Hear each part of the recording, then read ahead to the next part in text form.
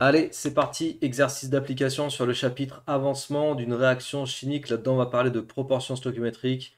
On va travailler avec une équation de réaction. On va nous demander quel est le réactif limitant. En fait, c'est un petit QCM. Donc, ce qui est intéressant sur les QCM, c'est que tu dois chercher la bonne réponse. Parce qu'il n'y a pas il n'y a pas de proposition aberrante a priori. Donc, il faut vraiment être sûr de savoir pourquoi tu vas prendre réponse A, B ou C. On fait ensemble, on lit ensemble. Bien sûr, il faut que tu fasses par toi-même l'exo, hein. Comme d'habitude, je te dis toujours la même chose. Fais l'exercice par toi-même et ensuite corrige-toi avec ma correction. C'est comme ça qu'il faut bosser avec les vidéos sur YouTube, en tout cas avec mes vidéos. On étudie la réaction de la combustion du dihydrogène que l'on retrouve dans les réacteurs de certaines fusées. 2H2 plus O2 donne 2H2O. Choisissez là où les bonnes réponses pour chaque cas, donc il peut y avoir plusieurs bonnes réponses. On fait réagir 2 grammes de H2 avec 1 gramme de O2. Alors pour la question 1, on va prendre les informations. On a la masse initiale, je vais l'appeler M0 de H2, et elle vaut 2 grammes. Avec cette masse initiale, je vais calculer quoi? Je vais calculer la quantité de matière initiale de dihydrogène, qui sera égale à la masse divisée par la masse molaire de dihydrogène, bien sûr. Les informations, elles sont données ici, les informations sur les masses molaires atomiques, on les a en bas de l'énoncé. Donc pour le dihydrogène, 2 atomes d'hydrogène, ça te fait une masse molaire de 2 grammes par mol. Donc ça nous fait 2 sur 2, ok, 2 sur 2, ce qui te fait 1,0 mol. 1,0 mol, ça c'est la quantité de matière de dihydrogène. Et pour la quantité de matière d'oxygène, donc on part de la masse initiale d'oxygène qui vaut 1 gramme. Je ne remets pas le calcul, je ne remets pas la formule, mais c'est toujours masse sur masse molaire. Donc la quantité de matière initiale de dioxygène, c'est 1 divisé par 16 fois 2, donc 32. 1 sur 32, ça fait quoi ça? 1 divisé par 32 avec deux chiffres significatifs. D'ailleurs, je devrais mettre 32,0 ici. Voilà. Donc ça te fait 3,1 10-2 environ. 3,1 fois 10 puissance moins 2 mol. Ok. Bien.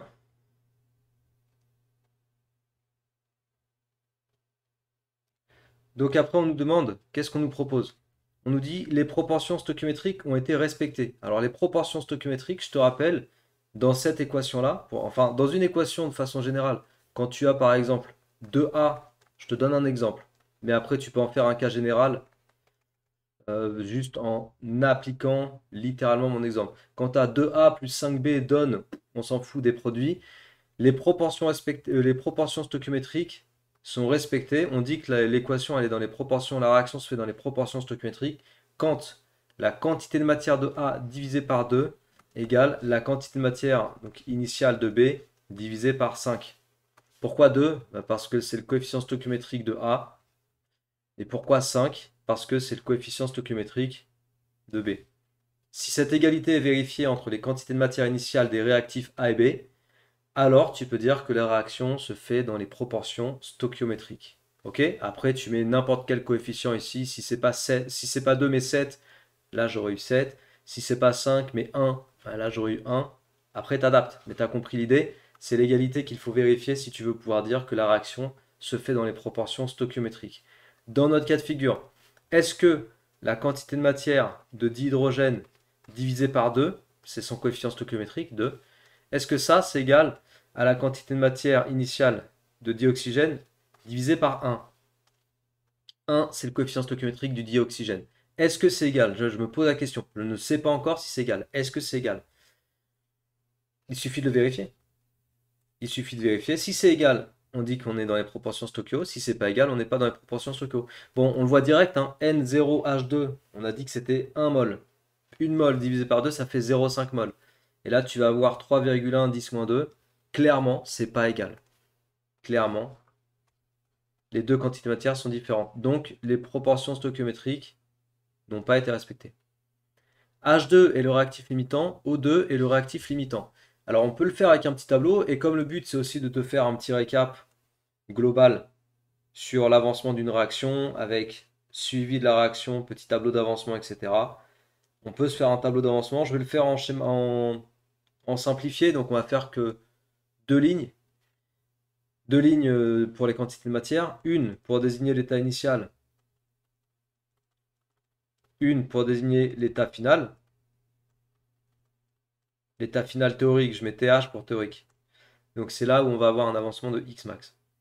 J'écris l'équation de réaction, 2H2 plus O2 donne 2H2O. Hop, là au départ j'en ai pas. Là j'en ai N0O2, là j'en ai N0H2. Tu as vu, on a calculé les quantités de matière pour H2 et pour O2 dès le début parce qu'on en a besoin. On en a besoin après dans l'exercice. Et là, je vais produire 2x max mol de H2O. Là, à la fin, il va me rester N0O2 moins une fois x max. Donc, il faut bien faire gaffe au coefficient Stochio. Et là, il va me rester pour le dihydrogène N0H2 moins 2x max. Donc, le 2 faisant référence au coefficient stoichiométrique. Et là, il y a deux possibilités. Effectivement, soit H2 est le réactif limitant, soit O2 est le réactif limitant. Et il va falloir trouver quelle est la bonne réponse. Sachant que les proportions Stochio ne sont pas respectées, alors les deux réactifs ne peuvent pas être limitants tous les deux. Si on était en proportion stoichiométrique, les deux réactifs seraient limitants. Mais là, c'est pas le cas. Tiens, il y a un truc qu'on a oublié de faire. Et puis on peut le faire maintenant, c'est pas un problème. Parce qu'on nous a donné l'équation, mais on aurait pu se poser la question, est-ce qu'elle est équilibrée? Peut-être qu'il y aurait une coquille dans l'exercice, une erreur, tu vois. Pourquoi pas? 2 fois 2, 4 hydrogènes, 2 fois 2, 4 hydrogènes, 2 oxygènes, c'est bon. La réaction est équilibrée, donc normalement tout va bien. Alors, premier point, toujours avec mon tableau d'avancement. Soit H2 est le réactif limitant. Et attention, alors j'entends aussi assez souvent, d'ailleurs j'entends ça en terminale et c'est un peu effrayant, il ne faut pas arriver en terminale avec ce genre de mauvaise compréhension. J'entends souvent les élèves qui disent soit 2H2 le réactif limitant, c'est-à-dire ils considèrent que c'est tout ça le réactif. Non, faux, erreur. Erreur, erreur, erreur. Le réactif ici, c'est H2. D'accord? Le réactif, c'est H2. C'est lui le réactif. Le 2 n'a rien à faire ici, là. Le réactif, c'est H2, d'hydrogène. Le 2, c'est son coefficient stoichiométrique qui permet d'équilibrer ce qu'on vient de vérifier, d'équilibrer l'équation de réaction du point de vue atomique. Et c'est tout. Après, le 2, il va intervenir au moment de faire des calculs avec l'avancement X ou l'avancement X max. Mais voilà, point. Le 2, c'est un élément de calcul. Le 2 ne désigne pas le réactif, ça ne désigne pas l'espèce. Donc quand tu dis machin est le réactif limitant, ok, hypothèse 1, on parle de H2. On ne parle pas de 2H2. Je veux que ce soit clair pour toi parce que cette confusion, quand je la vois en terminale, je te dis, ça fait grincer des dents un peu.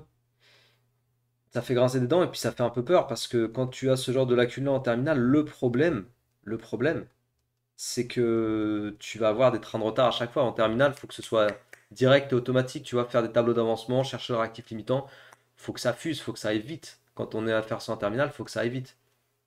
Le but, c'est pas qu'on te réexplique comment on fait. Donc, si H2 est le réactif limitant, ça veut dire qu'en fin de réaction, il n'y a plus de H2, il est entièrement consommé. Donc, N0H2 moins 2X max vaut 0. Si ça vaut 0, ça veut dire que N0H2 vaut 2X max, et ça veut dire que X max vaut N0H2 divisé par 2. Hop, hop, hop, hop. Ouais, je fais des copier-coller, ça me permet d'aller plus vite. Ok, donc dans cette hypothèse-là, X max serait égal à quoi? Donc N0H2, on rappelle, c'était marqué ici tout à droite. La quantité de matière initiale de H2, c'était 1 mol. Donc N0H2 divisé par 2, ça fait 5, ça fait 0,50. Si on regarde deux chiffres significatifs, 0,50 mol. Donc soit X max égale 0,50 mol, soit c'est la deuxième hypothèse, on va suivre le même raisonnement, et comme on va suivre le même raisonnement, je vais plus ou moins faire pareil, un copier-coller. Donc là, c'est pas soit H2, c'est soit O2 et le réactif limitant. Donc soit O2 et le réactif limitant. Donc on parle bien de O2, ce réactif-là. Et si c'est le réactif limitant, à la fin de la réaction, j'en ai plus. Et si j'en ai plus, ça veut dire que N0O2 moins X max vaut 0. Donc là, je vais juste adapter, c'est N0O2 moins X max. Voilà, ça je peux effacer. Grosso modo, je peux effacer tout ça en fait. Hop. Ok, donc le raisonnement est le même, hein, c'est vraiment similaire, c'est pour ça que je fais un copier-coller. Donc n0,2 moins xmax vaut 0, c'est-à-dire que n0,2 égale xmax. Ce qui signifie que xmax, dans cette hypothèse-là, elle serait égale à 3,1 fois 10 moins 2 mol. Je te rappelle qu'on l'avait calculé tout à l'heure. La quantité de matière initiale du dioxygène, on l'avait calculé dès le début, pour la première question. Bah, toujours dans la première, on est toujours dans la première question en fait. Ouais, c'est bon. Bon, bah là, qu'est-ce qu'on fait? On regarde les deux x max, on les compare. Bien sûr, 3,1 10 puissance moins 2 est inférieur à 0,50. Donc, c'est O2 qui est le réactif limitant. Et ça me permet de dire que la bonne réponse est ici. Réponse C. Et c'est tout. Pour la question 1, c'est tout. On fait réagir question 2. Alors on repart, je vais me mettre sur un autre slide. Ça va pour la question 1? La question 1, hein, tout ça. Voilà, c'est ce que tu as besoin de tout ça en fait pour faire correctement ta question 1. Tu as besoin impérativement, encore une fois, d'avoir les quantités de matière, de H2, de O2 à l'initiale. Ensuite, tu as besoin de regarder si tu as les proportions stoichiométriques, donc d'appliquer le critère, je te l'ai montré tout à l'heure. Et après, si tu as besoin du réactif limitant, il faut que tu te fasses un petit tableau et que tu ailles chercher avec les deux hypothèses, soit machin et le réactif limitant, soit truc et le réactif limitant. Dans les deux cas, tu trouves Xmax, tu compares, tu gardes le plus petit et le plus petit Xmax correspond au réactif limitant. Ok? On va faire pareil pour la 2. Donc si tu ne l'as pas fait par toi-même, la question 1, je t'encourage à faire la question 2 toute seule ou toute seule et puis de te corriger avec ma correction. Alors bien sûr, si tu trouves que ce genre de vidéo est utile, que ça sert beaucoup, que d'un point de vue pédagogique, c'est vraiment vraiment bien d'avoir ce genre de vidéo, bah, je t'encourage à t'abonner à cette chaîne. Bien sûr, c'est comme ça que tu peux m'apporter ton soutien, m'aider à avoir la visibilité sur YouTube, sachant que la chaîne continue à grandir, toujours un peu plus, doucement mais sûrement, mais que si tu m'apportes ton soutien, eh bien, ça participera à faire grandir cette chaîne. Et en même temps, bah, tu auras au fur et à mesure toutes les vidéos que je sors, si tu actives la cloche, bien sûr, toutes les notifs, tu auras toutes mes vidéos au fur et à mesure, et comme j'en ai beaucoup, comme je poste régulièrement, bah, c'est cool pour toi si tu es abonné, surtout si tu es en première, comme ça après, tu continues à bosser avec mes vidéos en terminale et tu prends de l'avance. Ça, c'est pas mal. Tu vas en avoir besoin, crois-moi. En physique-chimie, il y a toujours besoin d'avance au lycée. Ok, allez, let's go. Donc merci d'avance à toi de t'abonner. On continue sur la question 2. On fait réagir 0,8 mol de H2 et 0,4 mol de O2. Je réécris l'équation. C'était 2H2 plus O2 donne 2H2O. Les proportions stoichiométriques ont été respectées. Alors N0H2 divisé par 2, ça fait quoi ça? Ils me disent on fait réagir 0,8 mol de H2. Ça fait 0,8 divisé par 2, ce qui me donne 0,4. 0,4 mol. Et N0O2, donc tu vas voir que là ça va fonctionner, divisé par 1, ça me fait 0,4 divisé par 1, donc ça fait 0,4 mol. Donc ici, on peut directement dire oui, les proportions stoichiométriques sont respectées parce que ici, pardon, c'est égal justement, parce qu'ici, le critère est vérifié. N0H2 sur 2 égale N0O2 sur 1. Donc on est bien dans les proportions stoichiométriques. Comme il peut y avoir plusieurs bonnes réponses, on est quand même obligé de vérifier les suivantes. Il va se former 1,2 mol d'eau, il va se former 14,4 grammes d'eau. Alors pour faire ça, tu as impérativement besoin, pour vérifier ces propositions, tu as impérativement besoin de connaître la valeur de Xmax. Alors comme les deux réactifs sont limitants, je ne refais pas le tableau, mais grosso modo, le Xmax, je peux le calculer soit avec cette ligne, enfin avec cette case, soit avec cette case. Et je vais prendre L, c'est plus simple, ça me fait un calcul plus direct. En fait, Xmax vaut N0O2. Je reprends directement que Xmax égale N0O2, donc 0,4 mol. Hop. Et que pour l'eau, j'en produis 2 Xmax. Pareil, c'était écrit ici dans le tableau. Pour l'eau, en fait, à l'état final théorique, on va produire 2 Xmax d'eau. 2 Xmax mol de H2O. Donc 2 Xmax, c'est la quantité de matière finale de H2O. Et 2 fois 0,4, ça me fait 0,8. 0,8 mol. Donc déjà, à la proposition de dire qu'on a produit 1,2 mol d'eau, ça c'est faux. C'est pas 1,2 mol d'eau, c'est 0,8 mol d'eau. Et on va vérifier si ces 0,8 mol d'eau, ça correspond à 14,4 grammes d'eau. C'est possible. Pour ça, il faut aller calculer la masse correspondante. Donc la masse correspondante, la masse finale de H2O, elle va être égale à la quantité finale, quantité de matière de H2O, multipliée par la masse molaire de H2O. Donc 0,8 multiplié par combien? Alors pour H2O, ça te fait 16 pour l'oxygène, plus 2 fois 1 pour l'hydrogène, ce qui me fait 18. Donc multiplié par 18. C'est très probable qu'on soit proche de 14 et quelques. 18 fois 0,8 avec 14,4. Donc c'est correct. 14,4 grammes, c'est bien la masse finale de H2O. Et voilà, j'espère que tu as réussi à faire l'exercice par toi-même. Donc la masse finale de H2O, ça en prend. Donc il y avait deux réponses correctes dans la deuxième question. Donc tu as vu un petit exercice comme ça, mine de rien, à quel point c'est intéressant, parce qu'en quelques questions, on fait des calculs de quantité matière, on manipule la formule, on trace le tableau d'avancement, on se pose la question des proportions stoichiométriques. Bref, avec quelques questions de cet exo, on révise vraiment beaucoup de choses. Donc j'espère que cette vidéo t'a plu. Encore une fois, si c'est le cas, partage, diffuse. Et n'oublie pas de t'abonner à cette chaîne, très important. Et puis aussi, regarde toutes les autres vidéos de la playlist. De toute façon, si vraiment tu veux réviser efficacement un contrôle d'un chapitre donné, comme ici, tableau d'avancement, réaction chimique, tu dois faire le maximum d'exos. Et si tu as vraiment des difficultés, dans ce cas-là, regarde tout ce que je te propose sur mon site internet, parce que ça va bien plus loin que les vidéos YouTube, hein, ce que je propose. Moi, je fais de l'accompagnement personnalisé d'élèves en maths, en physique, chimie. Donc si tu as besoin de ça, regarde sur mon site internet ou contacte-moi sur Instagram directement.